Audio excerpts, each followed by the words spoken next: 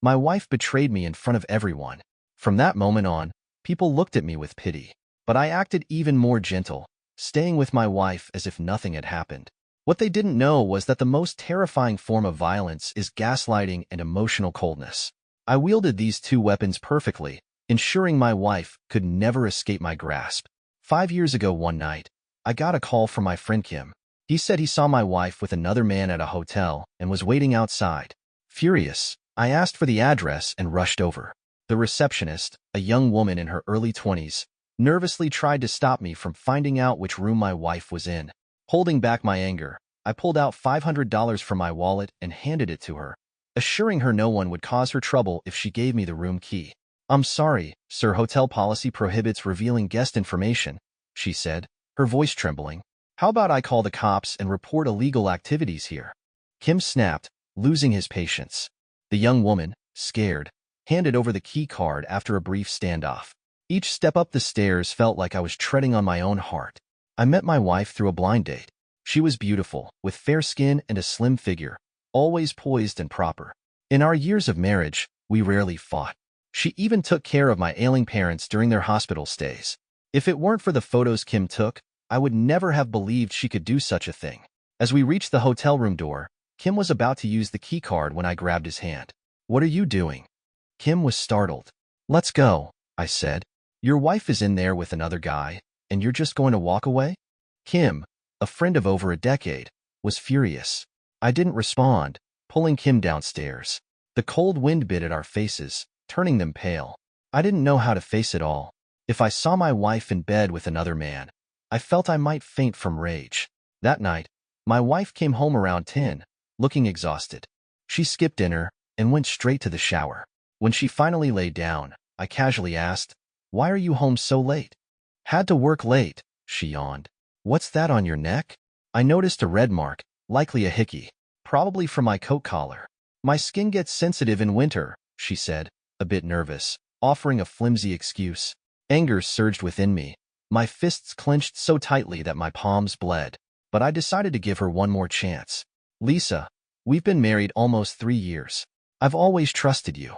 If there's something you need to tell me, just be honest. I can forgive anything if you're truthful." "Are you crazy?" "There's nothing to confess," she snapped, turning away to look at her phone, ignoring me.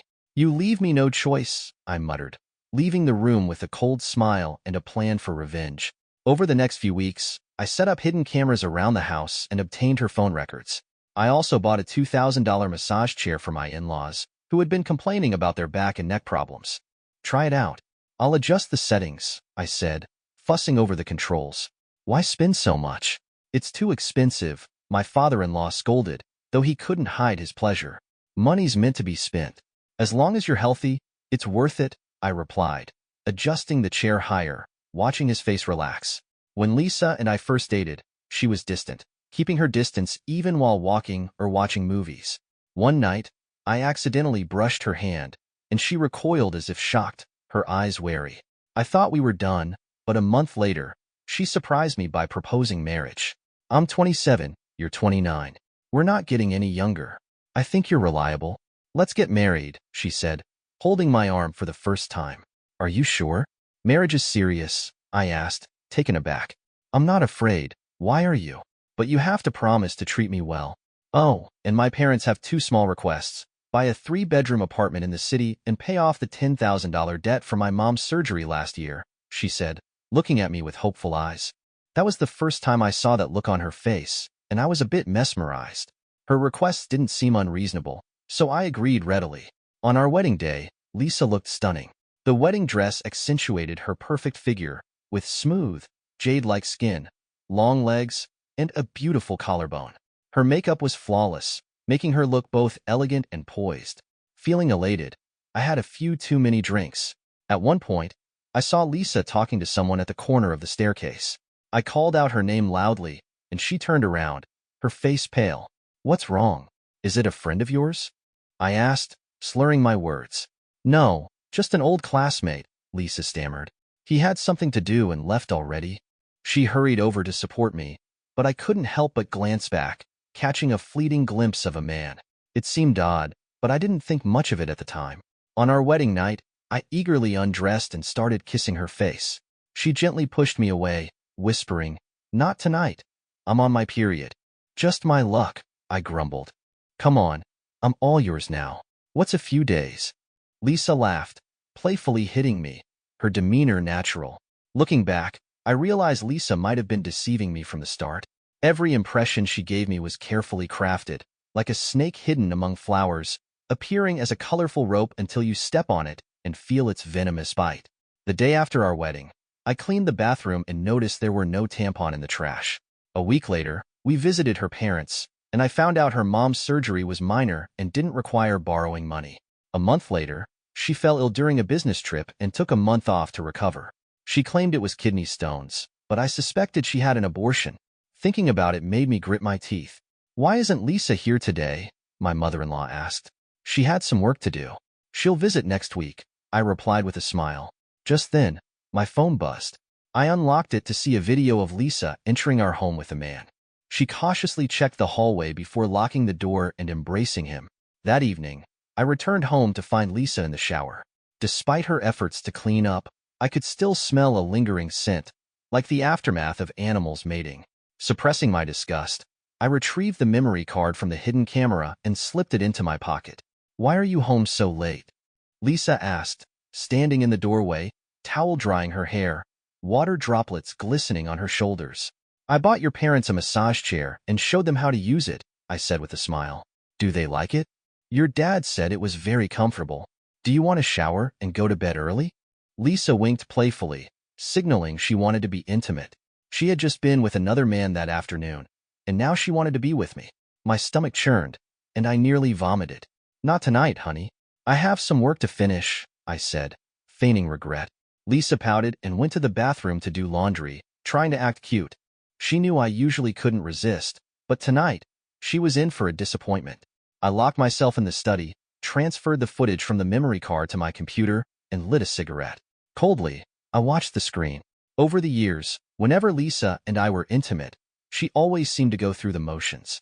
Afterward, she would immediately push me away and rush to the shower. I used to think she was just a clean freak, unable to handle too much physical closeness. Now, I realized how foolish I had been. The video showed Lisa doing things I never thought she was capable of, especially with that seductive look on her face afterward. My heart turned cold, and the air in the room felt suffocating. A week later, I found the perfect opportunity. When Lisa brought that man home again, I called the police, reporting a burglary in progress at my house. I asked them to hurry. After hanging up, I rushed back to our apartment complex. Neighbors, hearing the commotion, gathered at my door. The police stood behind me, telling me to stay calm and open the door, then step back. My heart pounded as I wiped the sweat from my forehead and quickly unlocked the door. 3 officers burst in, shouting commands. Within minutes, Lisa and the shirtless man were brought out, disheveled. The air was thick with silence, and everyone looked at me with a mix of scorn and pity. This was my long-planned performance, and I couldn't falter now. Taking a deep breath, I lunged at the man, only to be held back by a tall officer. "Don't be rash. Assault is illegal. We'll handle this at the station," he said, trying to calm me. I struggled free, pointing at Lisa, who stood with her head down, pale and trembling. "Why did you do this? What did I do wrong? Every penny I earn, I spend on you. Whatever you want, I work hard to get it for you. Your parents needed a massage chair, so I drove Uber for 2 months, nearly getting into an accident. How could you betray me like this?" Even the best director would have been impressed by my performance. My eyes were red, my voice hoarse, and my face full of sorrow, yet I couldn't bring myself to lay a finger on her. To everyone watching, I was the kind-hearted victim. The crowd murmured, and even the officers looked at Lisa with disdain. She kept her head down, shaking, whether from fear or shame. I couldn't tell. I glanced at the man squatting by the wall. He was about 30, average-looking, with a flabby body and a belly like a flotation ring. I felt disgusted that Lisa had betrayed me for him. At the police station, I gave a brief statement. When asked what I wanted, I had only one request: to meet the man's family, his parents, wife, or children. I wanted to ensure he wouldn't bother Lisa again. Half an hour later, his wife stormed in, slapping him hard across the face. She was a big woman with a rough voice, but she wore gold and silver, indicating a well-off family. We talked for 10 minutes, both condemning the cheaters and exchanging contact information. We agreed to inform each other if we found out they were still seeing each other. Thus, the first act of my plan was complete. Back at the apartment complex, Lisa followed me timidly. I walked ahead in silence, aware of the people pointing and whispering about us. In this restless age, I knew our scandal had already spread. A few men greeted me, advising me to stay strong and not do anything foolish over a woman like her. They said she wasn't worth it. I thanked my neighbors for their concern with a cold expression and quickened my pace. As soon as we got inside and I shut the door, Lisa fell to her knees, crying. She pleaded, saying it was a one-time mistake, a moment of madness, and begged for my forgiveness, promising it would never happen again. Her tears flowed like a river, but inside, I was laughing coldly. I didn't say a word, just kept lighting one cigarette after another. "What's your relationship with him?" I asked. "We were high school classmates. We hadn't been in touch for a long time," she replied. "Does he know you're married? Do you know he has a wife?" "We were drunk." Lisa's voice grew quieter, clearly unsure of herself. I went to the bathroom, washed my face, and when I came back, she was still kneeling there, her eyes swollen like walnuts, looking at me with tearful eyes. Her pitiful act had always worked on me before. If I didn't know the full story, I might have forgiven her right then. "We need to think this through," I said, walking to the study and slamming the door behind me. The most terrifying form of violence is gaslighting. It's like a pervasive virus. Once you're trapped, there's no escape. The most extreme form of violence is emotional coldness. No fists, no harsh words, not even expressions are needed to completely destroy someone's heart. I wielded these weapons perfectly. Lisa became known as a disgrace, whispered about wherever she went. In contrast, people expressed sympathy and kindness towards me. They used vile words to curse Lisa and advised me to divorce her. Some even offered to introduce me to good women, sometimes right in front of Lisa. I loved seeing her reaction, anger in her eyes, lips trembling, but unable to say a word. She had lost the right to express her grievances. At home, we barely spoke unless necessary. I didn't go out of my way to make things difficult for her. We each washed our own dishes after meals, slept back to back. Once, she used my skincare lotion, and the next day, I threw the bottle in the trash. She stood by the garbage can, stunned, like a statue, before finally turning away and wiping her tears with her sleeve. We discussed divorce several times. My stance was indifferent. The house and car were mine, and I had about $100,000 in savings. If she wanted a divorce, I could give her $10,000, but nothing more. Deep down, I felt she hadn't been punished enough. I wanted to continue playing the role of the kind, gentle husband who maintained his dignity despite his wife's betrayal. Only then could she continue to suffer emotionally. But I underestimated Lisa's resilience. One night, she snapped, throwing things around the living room in a fit of rage, her expression bordering on madness. "What are you doing?" I asked coldly. "Divorce. I don't want a penny from you." "We'll get divorced tomorrow," she said, glaring at me with clenched teeth. "Are you sure?"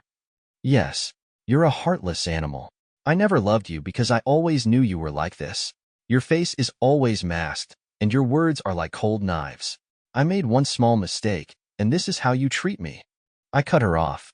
"I agree to the divorce, but not tomorrow. Let's wait until Friday." She wanted to say more, but I put on my coat and walked out. As I waited for the elevator, I heard her painful sobs echoing through the hallway. The man, Seth, was Lisa's high school boyfriend. They had been together since high school, and Seth had even taken Lisa for a few abortions. They broke up about 6 months before Lisa and I started dating because Seth had racked up a huge gambling debt and fled south. Lisa started dating me out of spite, and perhaps the man I saw at our wedding was Seth.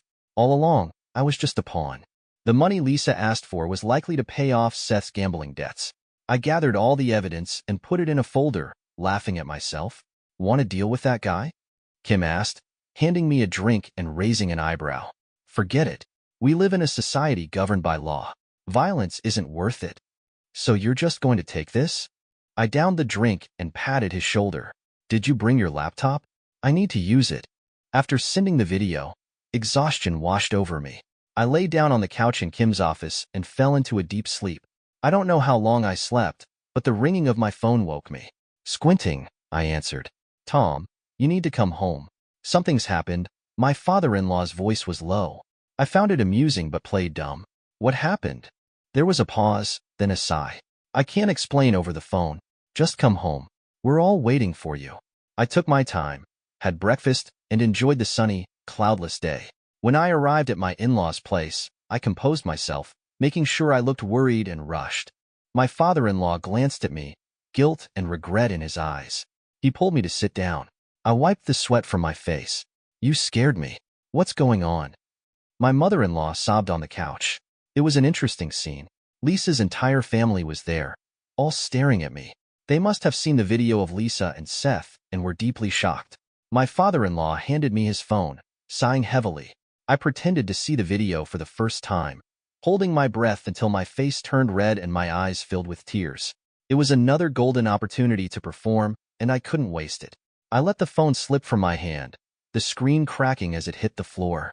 I sat there, veins bulging in my neck, contemplating whether to scream, cry, or break something. Just as I was deciding, the door opened, and Lisa's frail figure appeared. Everyone turned to look at her, their gazes like daggers piercing her pale face.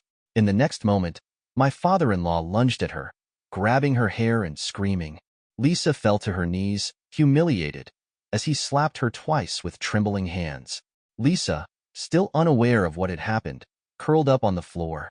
"You've disgraced our family," he shouted, his body shaking uncontrollably. The satisfaction I felt was overwhelming, and I had to use all my strength to keep from laughing. Lisa looked at me, her eyes pleading, but I maintained my stunned expression. My father-in-law tried to hit her again but collapsed, his head hitting the floor and bleeding. He had a stroke. I ran up and down the hospital, taking care of my father-in-law. My mother-in-law and the rest of the family were now firmly on my side. My image as the dutiful son-in-law was solidified. While smoking in a corner of the hospital, I overheard my mother-in-law berating Lisa. "What were you thinking? Tom is hardworking and reliable. How could you do this? How are we supposed to face him now?" I peeked around the corner, seeing her jabbing her finger at Lisa's forehead. After my mother-in-law finished scolding Lisa, she went back into the hospital room. Lisa's phone rang, and she answered it, stammering through her explanation. But she didn't get far before the person on the other end said something that made her slide down the wall, utterly defeated. She had been fired. Her boss had seen the video and, to protect the company's image, let her go. I walked up to her. "What's wrong?" She looked up at me, eyes blazing. "Did you send the video?" I gritted my teeth. "I haven't even seen those videos. How could I have sent them? Do you think I'd want everyone to know about this? Do you think I want to be humiliated like this? Use your brain. Who's the most likely person to have filmed it?" Lisa's body shook, her face showing pain and regret. She reached out to touch me, but I pushed her hand away in disgust. The hospital corridor reeked of disinfectant. At 10:30 p.m., the nurse finished the last 4 drip. My mother-in-law said she would stay to take care of my father-in-law and told Lisa and me to go home and rest. As we walked through the apartment complex gate, a woman lunged out of the shadows, startling both Lisa and me. It was Seth's wife. She grabbed Lisa's hair, her long nails scratching Lisa's face until it bled. Lisa screamed, and passers-by gathered to watch. "You shameless woman! How dare you seduce my husband?" Seth's wife, taller than Lisa, quickly overpowered her. "Let go of her!" I shouted, prying her hands off Lisa and stepping between them. "You're just as low. Your wife cheats on you, and you still protect her?" Seth's wife spat, her saliva hitting my face. She must have seen the video and lost her mind. "Leave now, or I'll call the police," I said coldly, pulling out my phone and starting to dial. Hearing that, she picked up her bag, glared at Lisa, and stormed out of the complex. I helped Lisa up and supported her as we walked home. She deserved it. So shameless. I heard people muttering behind us. If it were me, I'd have kicked her out long ago. This world is full of people who can't keep their pants on. Blood from Lisa's face dripped onto my arm, and for the first time, I felt how hot blood could be, like boiling water. Back home, I knelt to clean her wounds, using a warm towel and then applying bandages and ointment with gentle care. "Does it still hurt?" I asked softly. Lisa couldn't hold back any longer. She threw herself into my arms, hugging me tightly and sobbing uncontrollably, her face buried in my neck. She had lost everything, her family, her job, and her cherished first love, all in one day. Only the husband she had always looked down on remained by her side. I'm sorry, Tom. I'm so sorry, she babbled, her apology sincere. I even believed she might have fallen in love with me at that moment. A smug smile crept onto my face.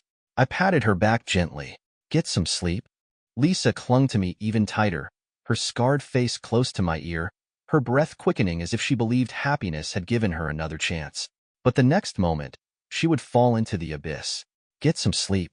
We'll go for the divorce on Friday, I said, releasing her hand and walking back to my room, leaving her stunned. Lisa couldn't afford to divorce. With such a scandal, no man would want her. Her relatives and friends were emotionally on my side. If she left, she might not even be able to support herself. So, she began to change, becoming a different person. She started being attentive, trying to please me. She kept the house spotless and spoke to me in a humble tone. She even began cooking, following recipes until she could prepare a lavish meal. In bed, Lisa started wearing more revealing and attractive outfits. She would subtly inch closer to me after the lights went out. One night, her desire must have peaked because she stripped completely and pressed her body against mine. She was in her prime, with a well-maintained figure and supple skin. She wrapped her arms around my neck, trying to draw me closer to her chest. I didn't push her away. Instead, I turned on the bedside lamp and said coldly, "Is this how you did it with that other man?" That single sentence extinguished her burning desire. Lisa collapsed onto the pillow, sobbing. "You don't have to be this miserable. We can divorce anytime. You'll be free, and so will I said, delivering another verbal blow. Her crying stopped abruptly. She quietly dressed, turned off the light, and lay down, facing away from me. In the darkness, I wore a cold smile. I provided her with basic living expenses and continued to play the role of a considerate husband in public. I helped her carry things, took her shopping, and when we visited her parents, I was attentive to their needs, always trying to fulfill their requests. Over time, Lisa became more and more haggard. The suffocating pressure led to insomnia, and her unfulfilled desires made her complexion sallow and blotchy. Her temper grew short, often leading to arguments in public places, but she never dared raise her voice at me. This gave me immense satisfaction. 5 years passed, and Lisa's appearance had completely changed. If you saw her old photos, you wouldn't believe she was the same person. Now, she was overweight, with dark circles under her eyes, dressed sloppily, and her behavior was coarse. People on the street would think she was a middle-aged housewife in her 50s. During these 5 years, every attempt she made to fight back was effortlessly neutralized by me, making her situation increasingly pathetic. Meanwhile, I remained as fit and healthy as ever. Looking in the mirror, I saw a robust man with a rosy complexion and thick hair, still presentable with a bit of grooming. I had my own needs too. Kim had a friend who ran a club with many young, attractive women. They were younger and prettier than Lisa, and for a bit of money, they were willing to do anything. There was no risk of deceit in these straightforward transactions, which felt far more honorable than my sham of a marriage.